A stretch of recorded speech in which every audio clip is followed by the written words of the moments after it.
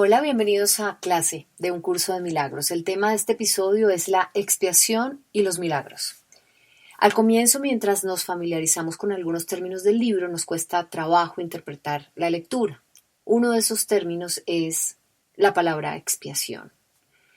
En el libro de una introducción a un curso de milagros, el autor explica el significado de expiación para el curso. Dice que expiación es el plan de corrección del Espíritu Santo para deshacer el ego y sanar la creencia en la separación.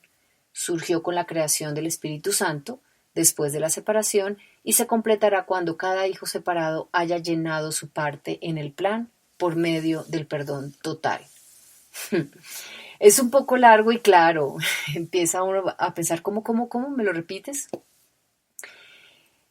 Examinémoslo por partes, rápidamente. Expiación es el plan de corrección del Espíritu Santo, es decir, la expiación es corregir. Dirigidos o guiados por el Espíritu Santo, ¿con qué finalidad? ¿O corregir qué? Deshacer al ego. Y sanar la creencia en la separación, es decir, sanar la creencia de que estamos separados.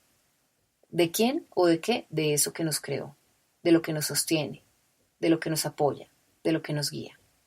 Este plan de corrección del Espíritu Santo para deshacer el ego y darnos cuenta de que jamás nos han abandonado o estamos separados, surgió con la creación del Espíritu Santo después de la separación. Y esto nos dice que entonces el concepto del Espíritu Santo, que es un concepto cristiano y que el curso lo utiliza para efectos de explicarnos mejor ese vínculo de nosotros con Dios realmente o con la fuente, surgió inmediatamente después de que creímos que nos habíamos separado, cuando empezamos a vivir o a experimentar este mundo físico. Es como si hubiéramos dejado ese hilo, ese haz de luz, esa conexión con esa fuente. A esa conexión le vamos a llamar Espíritu Santo para utilizar el mismo término utilizado o para utilizar el mismo término creado por el cristianismo. Y este plan, que fue creado por esa parte de nosotros que sabe, que tiene conciencia, que no se desvinculó, se completará cuando cada hijo separado es cada uno de nosotros que se cree separado de su fuente, de su creador divino y además de todos los que nos rodean, de todas las demás personas, haya llenado su parte en el plan. Eso significa que cada uno de nosotros tenemos una parte, un propósito dentro de ese plan, pongámosle plan divino, por medio del perdón total. Y esto nos indica que cada uno de nosotros tiene una partecita dentro de ese plan divino que nos va a ayudar a recordar que jamás nos separamos, que seguimos unidos al amor que nos creó y que la forma de deshacer el ego, de cumplir ese plan y de recordar quiénes somos y de dónde venimos es el perdón total. No es a unos sí perdono y a otros no, a usted lo perdono hoy pero mañana no sé, perdono pero no lo olvido, no, perdón total. Basado en esto y en mis palabras, expiación es corregir los errores del ego a través del perdón. Eso ya en la versión resumida. Y bueno, yo les voy a explicar cómo con el paso de los años he aprendido a vernos a nosotros y a ver cómo es que explica el curso de milagros que nosotros somos uno solo. ¿Cómo somos uno solo si nos vemos todos en cuerpos separados y tenemos nombre, nacionalidad, características y personalidades? Yo veo esto como si hubiéramos sido no. Si somos una sola energía y una sola mente unida, hubiéramos estado conscientes de eso en algún momento y hubiéramos perdido esa parte de la conciencia, hubiéramos decidido olvidar que estamos unidos y empezamos a experimentarnos como fragmentos de esa mente o conciencia físicamente en este mundo, cada una de esas partecitas de esa conciencia fragmentada viviendo en un espacio físico que en este caso es el cuerpo. Y yo no descartaría poner ahí también a los otros seres vivos de la naturaleza. Eso significa que esa gran parte única, unificada de la conciencia, que cree en algún momento haberse separado y vivir separada en este mundo físico, realmente es una sola que se experimenta como si fueran varias, muchas, y se experimenta de muchas maneras. Y su forma de recordar, que realmente ni está separado, ni es un montón de fragmentos físicos, y es solamente una sola mente que además jamás se separó de su energía creadora, es perdonando. ¿Perdonando qué? Los errores del ego. ¿Y cuáles son? Los errores del ego son la forma de percibirnos separados, la forma de percibirnos a través del miedo y las ilusiones que el ego nos pinta para que nos distraigamos aquí en este juego físico y se nos olvide que realmente somos nosotros. Bueno, luego cada una de esas partecitas fragmentadas tendría que hacer su propio trabajo de perdonar su propia experiencia física y todo lo que le pasa en su experiencia física. Y lo mismo a todas esas otras partes de sí misma con las que se relaciona y se tiene que relacionar a lo largo de su vida para poder recordar de dónde viene y quién es. Bueno, quisiera ponerme en el lugar de ustedes cuando yo hablo de la palabra perdón y cuando hablamos de que la forma de corregir los errores del ego es a través, y todas estas ilusiones que él nos pinta para distraernos, es a través del perdón. Quisiera saberlo porque yo me acuerdo de las primeras veces en las que leía y entendía que el curso de milagros me estaba invitando a perdonar. Yo no sé si a ustedes les pasa, yo les voy a decir lo que me pasaba a mí. No me parecía chévere, no me gustaba. Me parecía, algo en mí se resistía. Era como que dijera, ¿cómo así? ¿Perdonar? O por un lado, eso es dificilísimo. O por otro, ¿y como por qué gracia tengo que hacerlo? O por otro, no sé. No sé ni a quién, ni a cuántas personas, ni por qué razón perdonarlas. No estoy tan segura de querer perdonar. Porque es que si perdono, voy a tener que volver a hablar con esa persona a la que le dejé de hablar. Voy a tener que tal vez estar de acuerdo con esas formas de ser que no me gustan. Voy a tener que ceder y hacer acuerdos y concesiones en esa relación que yo decidí alejar de mí. Voy a tener que hacer cosas que me incomodan. Bueno, pues con el paso del tiempo entendí que al que no le gustaba la palabra perdón era mi ego. Que al que le parecía que había muchas trabas para poder perdonar era el ego. Y que toda esta resistencia venía de ahí. Es el ego el que hace mil preguntas, nada lo entiende, todo lo pone en duda y todo lo cuestiona, pero además es el ego el que no quiere perdonar. Es él o esa parte de nosotros mejor, la que dice no, no y no. ¿Y por qué? ¿Y por qué gracia tengo que perdonar? ¿Y saben por qué es tan resistente esa parte nuestra a perdonar? Porque a esa parte de nosotros, y debemos aprender a conocerla y aceptarla, le encanta el conflicto, la confrontación, el drama, la victimización, el ataque, la negación y proyectar. Si yo perdono, todo eso se desaparece. Los juicios, las victimizaciones, las negaciones, las proyecciones, el drama y el conflicto. Y hay una parte de nosotros a la que le gusta el conflicto.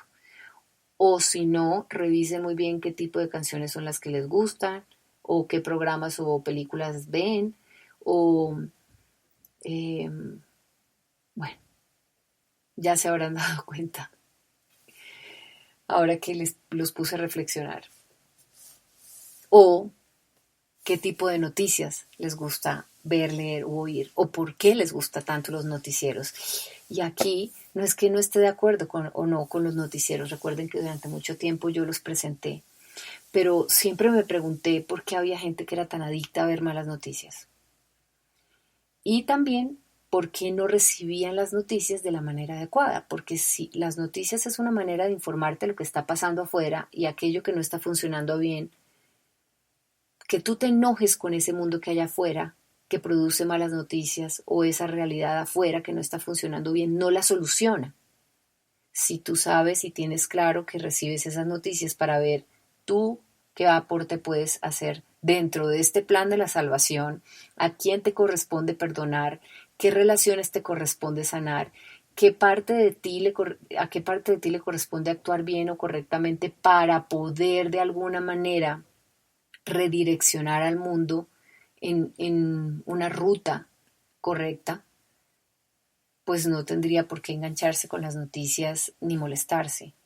Sabría o tendría claro cuál es la finalidad de la información. Bueno, continuemos.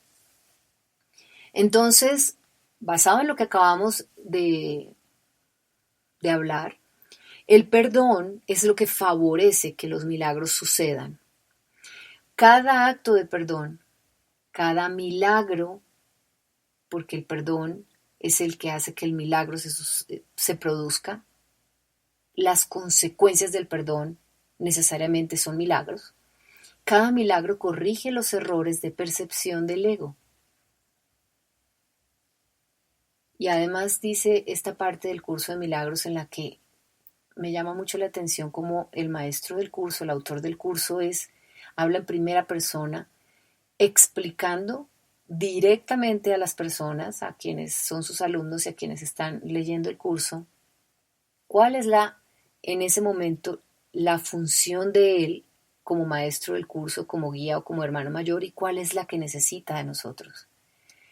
Y él dice en primera persona, yo no necesito milagros, porque yo ya he expiado, yo ya corregí. Ustedes, quienes me leen, sí. Así que les voy a leer la parte específica en la que él nos explica cómo puede ayudarnos a que nosotros, que somos los que necesitamos milagros, los podamos obrar con su ayuda o con la guía de él. Dice, cuando le ofreces un milagro a cualquiera de mis hermanos, te lo ofreces a ti mismo y me lo ofreces a mí. Él nos llama a todos sus hermanos. La razón por la que te lo ofreces a ti mismo primero es porque yo no necesito milagros para mi propia expiación, pero estoy detrás de ti por si fracasas temporalmente. Mi papel en la expiación es cancelar todos los errores que de otro modo tú no podrías corregir. Qué bonito. ¿Y cuándo entonces nosotros no vamos a necesitar de la ayuda de Él para poder expiar, para poder hacer esa corrección? Cuando se haya restituido nuestra conciencia al estado original, dice esta parte del texto. ¿Y cuándo pasará esto? ¿Cuándo se restituirá nuestra conciencia al estado original? Cuando nos neguemos a aceptar errores en nosotros mismos y en los demás. ¿Se dan cuenta por qué es tan complicado poder vivir en paz, por ejemplo? Y recordar a Dios y recordar quiénes somos o recordar que somos amor, porque es muy difícil hacerlo. Nuestro ego se resiste. Nos la pasamos viendo errores en nosotros y en los demás, calificándonos de acuerdo con las creencias que tenemos y bueno, prejuzgándonos. En ese estado nunca estamos en paz, pero además no podemos salvarnos y no podemos perdonarnos y por supuesto no podemos restituir nuestra conciencia a una mente recta que es la que está guiada por el amor. Y es mucho más difícil ver los milagros en nuestras vidas y que nuestro mundo afuera sea lo que realmente nuestra alma pide y lo que nosotros queremos en el fondo, que esté bonito, que esté en paz, que sea en armonía. Bueno, el mismo autor, Jesús, dice en una parte más adelante de la parte del texto que estoy utilizando hoy para nuestra clase, que tiene que ver o que se llama La expiación y los milagros, muy al comienzo del texto, dice que nosotros tenemos el poder de obrar milagros y nos da como una mini guía o una pauta para que sepamos cómo se obran los milagros. Entonces dice, puedes hacerlo si aprendes a escuchar mi voz, si aprendes a deshacer los errores que tú crees que tienes y los errores de los demás, y si haces todo lo necesario para corregirlos. Aprende a escuchar mi voz. ¿Cómo? En silencio. Cuando estamos en silencio y dejamos que todos esos pensamientos contradictorios y de conflicto rodeen nuestra mente y le den vueltas, cuando meditamos, cuando permanecemos eh, en un silencio que favorece la quietud del espíritu, en un silencio de solo permanecer, estar presente, conectarse con los sentidos, dejando pasar los pensamientos, sin luchar contra ellos. En algún momento empezamos a escuchar una especie de guía, una información que nos llega, de muchas maneras, porque cada quien la recibe o cada quien escucha esa voz de una forma distinta, en forma de ideas, en forma de sensaciones, en forma de eh, emociones, en forma de, puede ser revelaciones o certezas, ideas e inspiración. Aprendes a deshacer ¿qué? Esos errores que crees que tienen los demás y los que crees que tienes tú. Es decir, expiando, corrigiendo, y haces todo lo necesario para corregirlos. ¿Cómo? Como tú sientas que debas hacerlo en este espacio físico, en este juego físico, pero que te lleve a perdonarlos. ¿Cómo se corrige un error? Perdonando ese error o perdonando la percepción que dio lugar a ese error o que nos hace ver a los demás como alguien o personas que cometen errores o si nos hace o esa percepción que nos hace ver a nosotros mismos como alguien inadecuado por tener errores. Hacer lo necesario para corregirlos es haz lo necesario para perdonarlos, y el perdón en el curso de milagros es pasar por alto que cometes errores. ¿Y cómo paso por alto los errores? Si aquí en el mundo físico vemos sus efectos o consecuencias. Los paso por alto si soy absolutamente consciente de que quien está cometiendo ese error no se está dando cuenta de que está obrando desde su mente incorrecta. Y si está dándose cuenta del daño, por ejemplo, que está causando o el error que está cometiendo y supuestamente lo hace intencionalmente, es porque tiene una necesidad de sanación o curación dentro de esa parte de sí que está percibiendo mal, su mente y pues por supuesto las emociones. Él dice que para poder obrar esos milagros lo podemos hacer si tenemos la voluntad, es decir, solamente necesitamos creer que podemos hacerlo y tener un mínimo de buena voluntad para hacerlo y pedirle ayuda, porque Él proveerá las oportunidades para corregirlos, lo dice textualmente también aquí en esta parte del texto. Si tenemos la voluntad de hacer milagros, Él proveerá las oportunidades para corregirlos. Y qué susto, ¿por qué? Porque cuando yo estaba en esta parte del curso y pensaba, Él proveerá las oportunidades para corregirlos, eso significa que de alguna manera se me van a presentar afuera las experiencias necesarias para que yo las perdone y así pueda ir corrigiendo mis percepciones erradas desde mi ego frente a los demás. Es decir, vamos a necesitar un terreno abonado de experiencias en las que vamos a hacer esa práctica de orar milagros. Van a suceder necesariamente cosas, vamos a conocer personas o vamos a tener posibilidades de interactuar o relacionarnos con los demás en las que de alguna manera lo que se nos va a pedir es, por favor, perdona. Perdona ese juicio que estás teniendo sobre esa persona. Perdona este conflicto en esta relación. Perdónate a ti por haber hecho esto, haber pensado mal o haber entrado en esta circunstancia.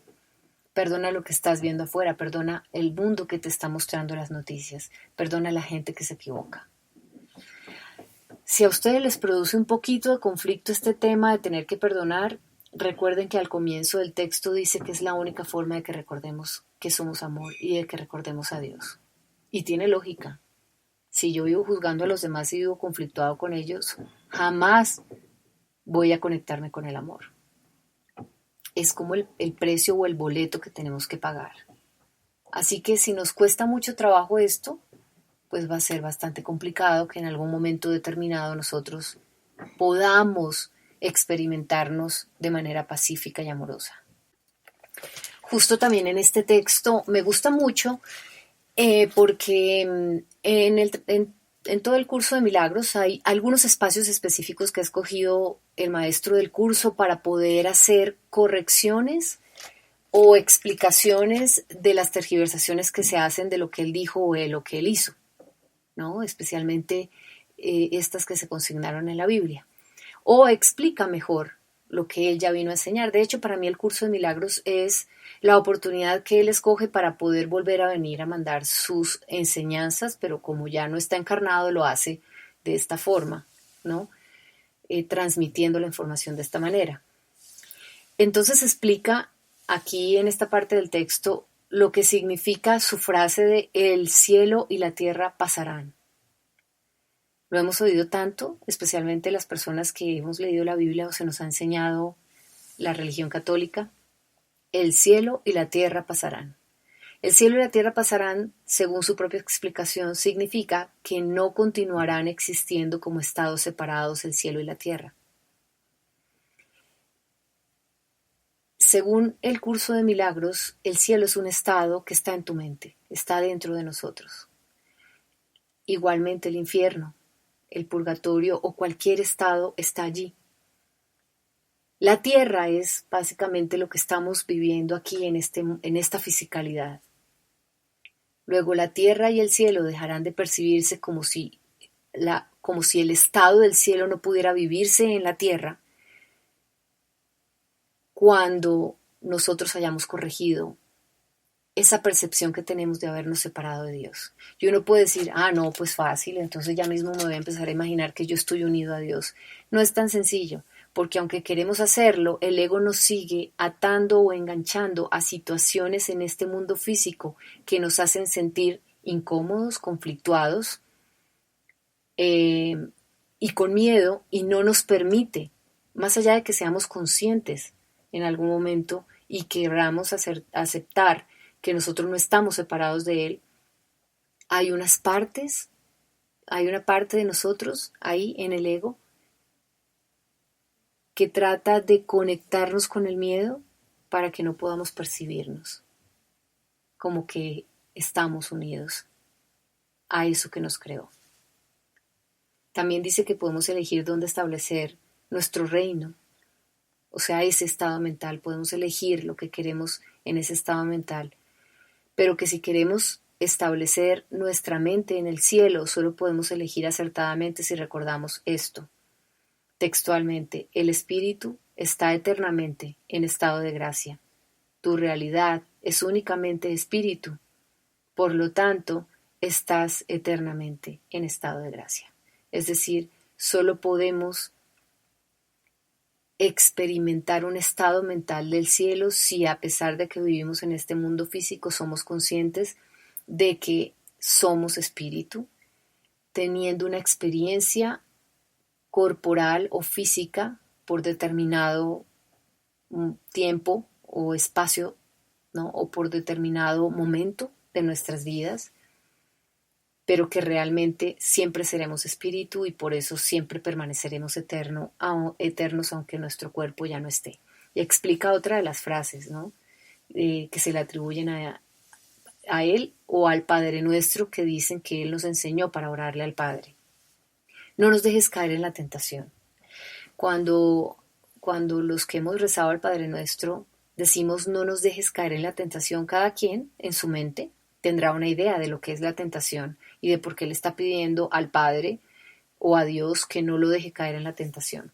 Yo siempre pensaba que la tentación era la tentación de pecar. ¿De qué maneras? Robando, mintiendo, haciéndole daño a otros, juzgando e inclusive tentación sexual. Bueno, pues lo que explica aquí el curso es que no nos dejes caer en la tentación significa reconoce tus errores y elige abandonarlos siguiendo mi dirección. No nos dejes caer en la tentación es ayúdame a reconocer que me equivoco. Ayúdame a abandonarlos bajo tu dirección después de conscientemente haber elegido dejarlos a un lado y no volverlos a cometer, corregirlos. Y la lección es lo único que se espera que hagamos nosotros mismos por nuestra propia cuenta. Recuerden que tenemos libre albedrío.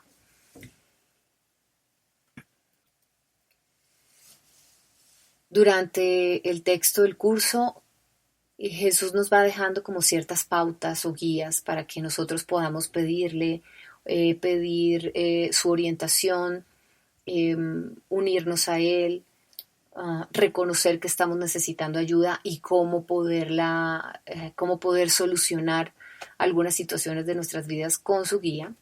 Y lo hace en muchas partes del curso. Va botando como unas guías. A mí me gustaba mucho y todavía lo hago, tomarlas en notas y dejarlas como escritas aparte en mis diarios, o tomar nota y dejarlas en mi teléfono, o ponerlas en hojas que yo pueda después encontrar fácilmente en alguna carpeta, o escribirlas en el computador y poner, recordar esto cuando necesite perdonar. Recordar esto cuando esté sintiendo ganas de atacar a alguien. Recordar esto cuando sienta ganas de juzgar a alguna persona. Bueno, dentro de esas guías que él va dejando, aquí empiezan las primeras, al comienzo del texto, dice, pregúntame qué milagros debes llevar a cabo.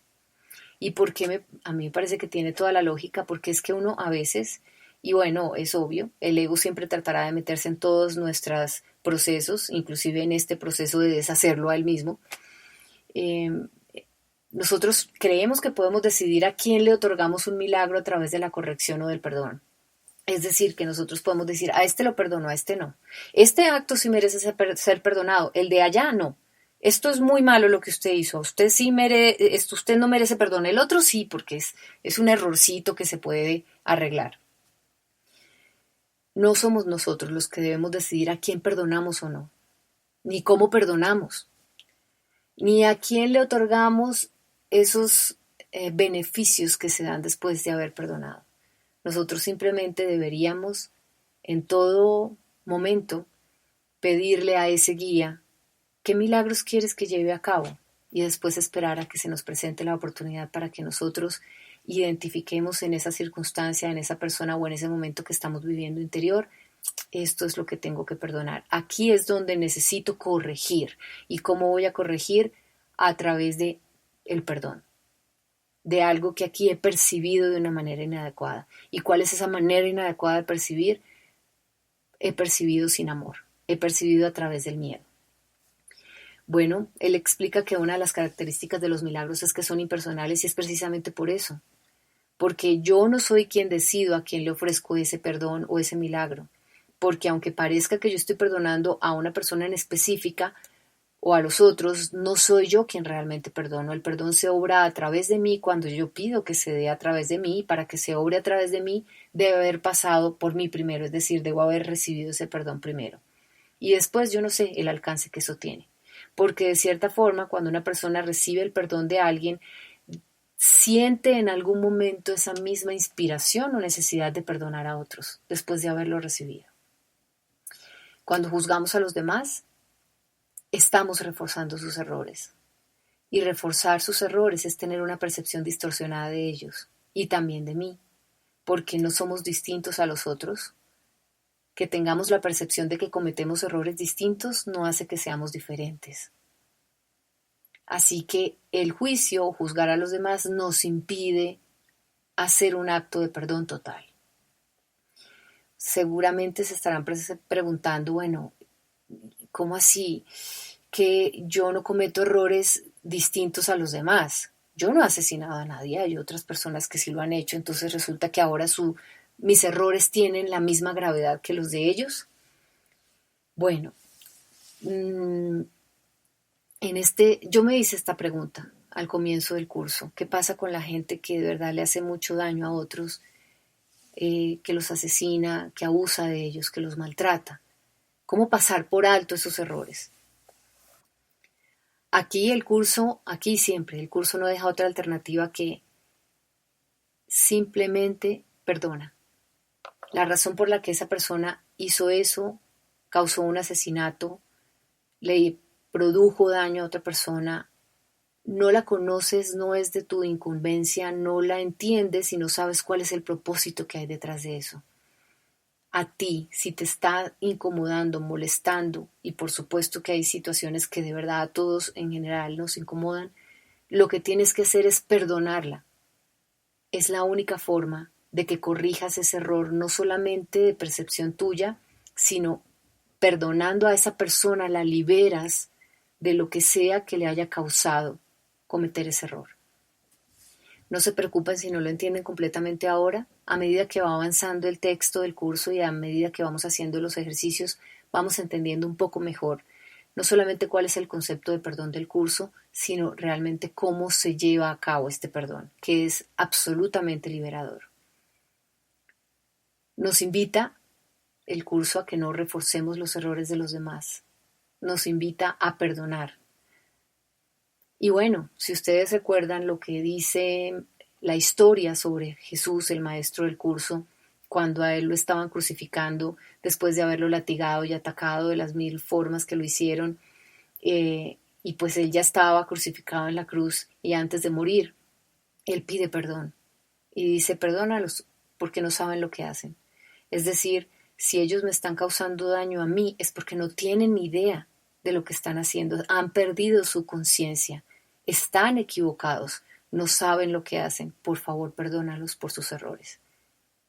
Luego, pienso yo que si él es capaz de perdonar un acto tan atroz como este que él vivió, nos está diciendo a nosotros, y no lo creo, realmente el curso me lo enseñó, ustedes en circunstancias parecidas o que parezcan no ser tan graves, ¿por qué no perdonarían si yo les enseñé que yo sí lo hice y que se puede?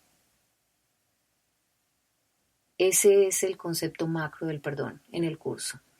Nos recuerda que debemos comportarnos con los demás como quisiéramos que ellos lo hicieran con nosotros y que no podemos comportarnos correctamente con los otros si tenemos una percepción distorsionada de ellos. Que no tratemos de controlar a quien queremos beneficiar con nuestros milagros, o sea, a este sí lo perdono o a este no. Y él dice, Jesús dice, solo yo estoy en posición de saber en dónde se pueden conceder los milagros.